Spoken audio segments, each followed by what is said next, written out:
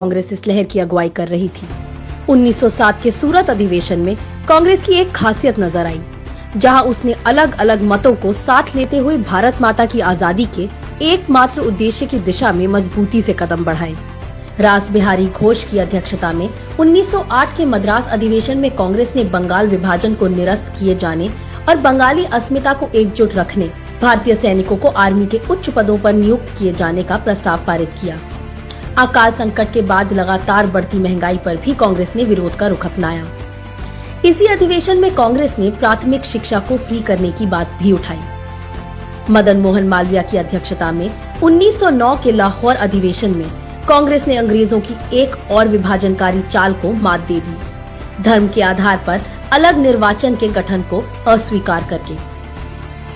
अंग्रेजी हुकूमत देश को बांटने के लिए हर हथकंडा अपना रही थी, लेकिन आज ही की तरह कांग्रेस देश को एकजुट रख रही थी। इसी अधिवेशन में भूपेंद्र नाथ बोस और सुरेंद्र नाथ बैनर्जी को ब्रिटिश हुकूमत के विभाजनकारी एजेंडे को दुनिया के सामने लाने के लिए इंग्लैंड भेजा गया।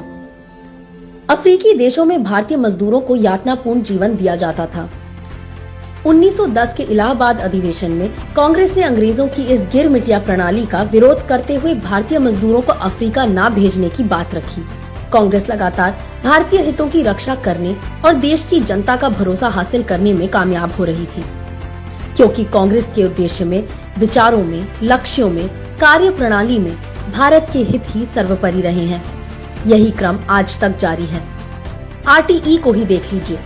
ये भले ही 2009 में आया, परंतु इसकी नींव आप लगभग 100 साल पहले 1908 के अधिवेशन में देख सकते हैं। इसलिए हम भारत भूमि के हितों से कभी कदम पीछे नहीं खींचेंगे, स्थितियां चाहे जो हों। जय हिंद।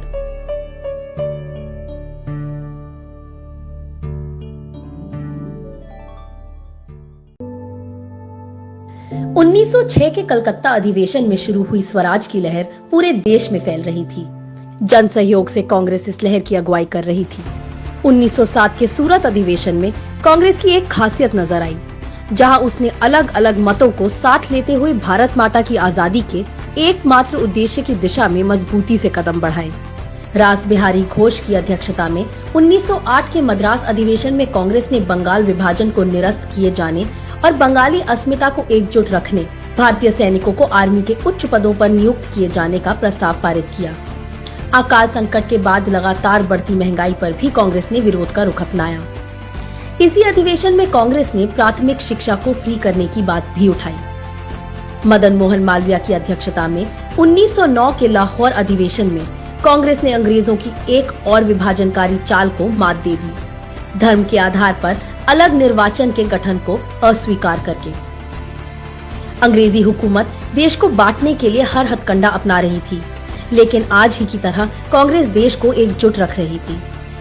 इसी अधिवेशन में भूपेंद्र नाथ बोस और सुरेंद्र नाथ बैनर्जी को ब्रिटिश हुकूमत के विभाजनकारी एजेंडे को दुनिया के सामने लाने के लिए इंग्लैंड भेजा गया।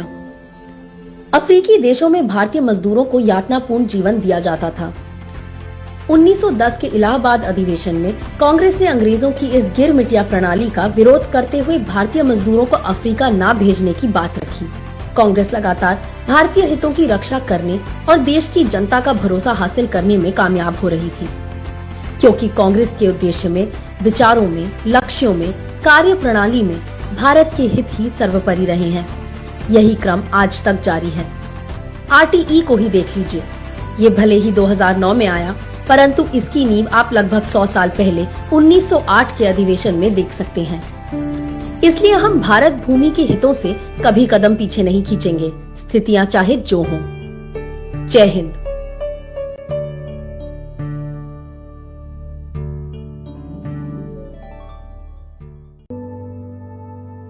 1906 के कलकत्ता अधिवेशन में शुरू हुई स्वराज की लहर पूरे देश में फैल रही थी। जन सहयोग से कांग्रेस इस लहर की अगुवाई कर रही थी। 1907 के सूरत अधिवेशन में कांग्रेस की एक खासियत नजर आई, जहां उसने अलग अलग मतों को साथ लेते हुए भारत माता की आजादी के एकमात्र उद्देश्य की दिशा में मजबूती से कदम बढ़ाए। रास बिहारी घोष की अध्यक्षता में 1908 के मद्रास अधिवेशन में कांग्रेस ने बंगाल विभाजन को निरस्त किए जाने और बंगाली अस्मिता को एकजुट रखने, भारतीय सैनिकों को आर्मी के उच्च पदों पर नियुक्त किए जाने का प्रस्ताव पारित किया। अकाल संकट के बाद लगातार बढ़ती महंगाई पर भी कांग्रेस ने विरोध का रुख अपनाया। इसी अधिवेशन में कांग्रेस ने प्राथमिक शिक्षा को फ्री करने की बात भी उठाई। मदन मोहन मालवीय की अध्यक्षता में 1909 के लाहौर अधिवेशन में कांग्रेस ने अंग्रेजों की एक और विभाजनकारी चाल को मात दे दी, धर्म के आधार पर अलग निर्वाचन के गठन को अस्वीकार करके। अंग्रेजी हुकूमत देश को बांटने के लिए हर हथकंडा अपना रही थी, लेकिन आज ही की तरह कांग्रेस देश को एकजुट रख रही थी। इसी अधिवेशन में भूपेंद्र नाथ बोस और सुरेंद्र नाथ बैनर्जी को ब्रिटिश हुकूमत के विभाजनकारी एजेंडे को दुनिया के सामने लाने के लिए इंग्लैंड भेजा गया।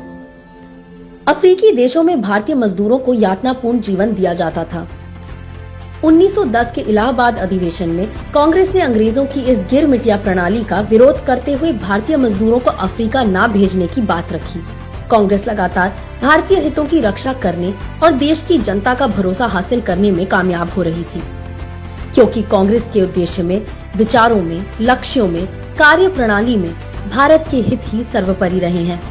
यही क्रम आज तक जारी है। आरटीई को ही देख लीजिए। ये भले ही 2009 में आया, परंतु इसकी नींव आप लगभग 100 साल पहले 1908 के अधिवेशन में देख सकते हैं।